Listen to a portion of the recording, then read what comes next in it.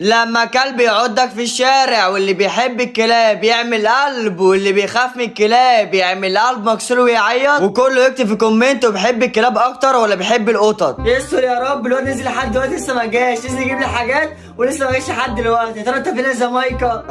مسادل الحقيني يا ماما. كنت فين كل ده قبل الموكوسه؟ ما انا هقول لك اهو. قول اخلص. وانا ماشي في الشارع لقيت كلب فحسيته وجريت، هو اصلا كان مضبوط. طب الحمد لله ان هو ما عضكش.